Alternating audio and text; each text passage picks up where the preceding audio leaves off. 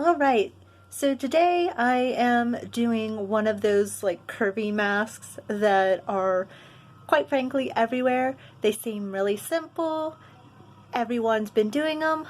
Let's see if we can do it with no tools. Let's find out. Okay, we're using whatever this is because it says to make a curve right here between this point and this point.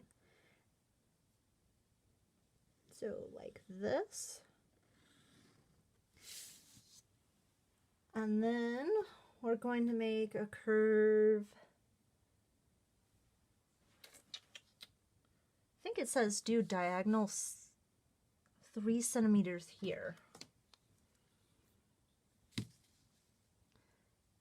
And it doesn't say how far over, but we'll just do an angle like this.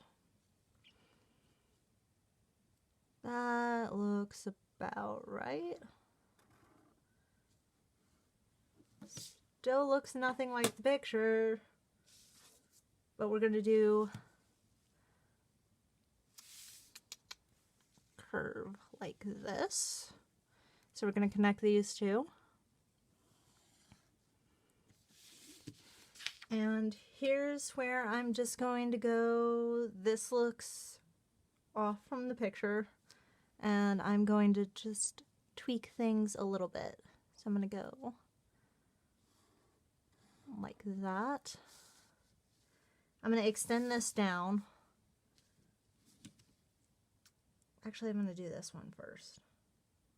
So this piece here that's supposed to connect the top and the bottom of the mask, it looks to be about the same height as this curve, like using this line. So I'm just going to do 6 centimeters and mark it there.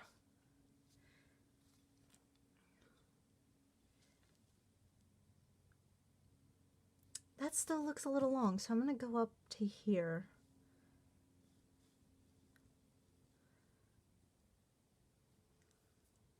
And fudge it a little bit. Let's do...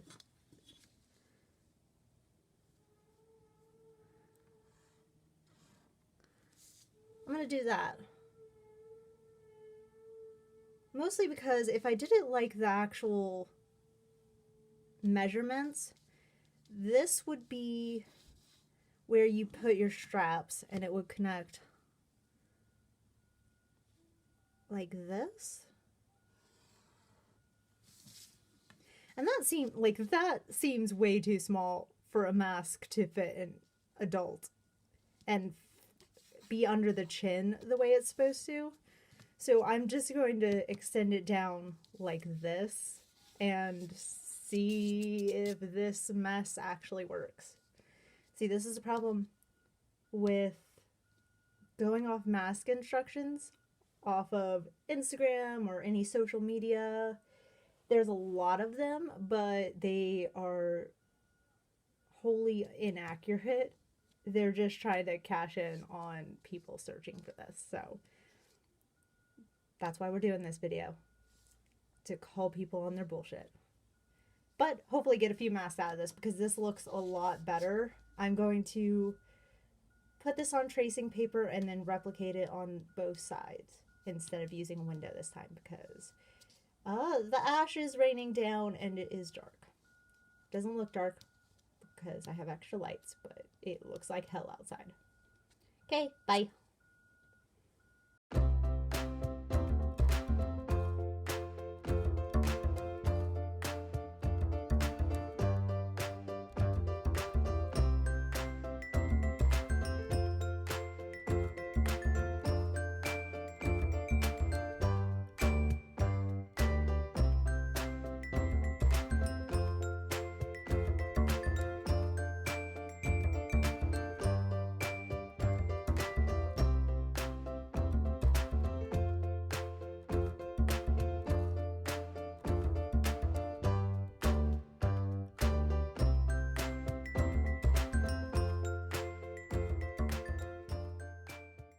So there was no seam allowance mentioned in the original diagram, so I'm just doing a very tiny seam allowance.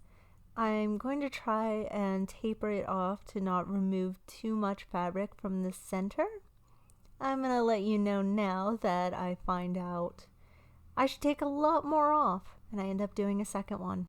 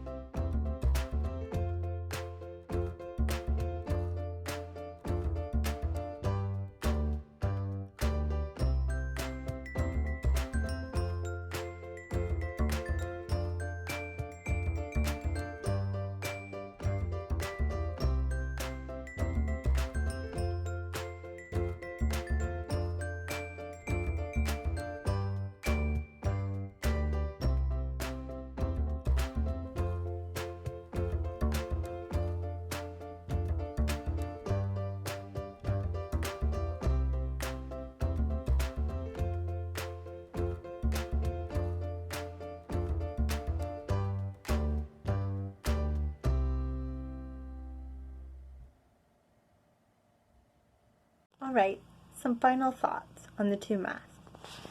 So far, I would say the first one started out easier. It was clearer what needed to be done for the pattern.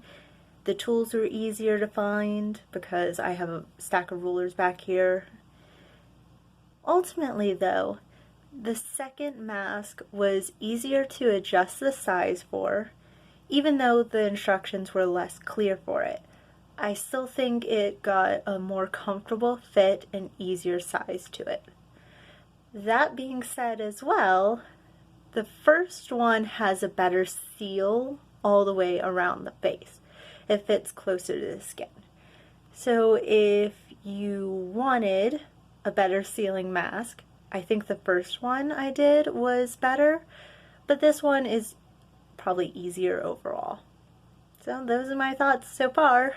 Join me in the next one.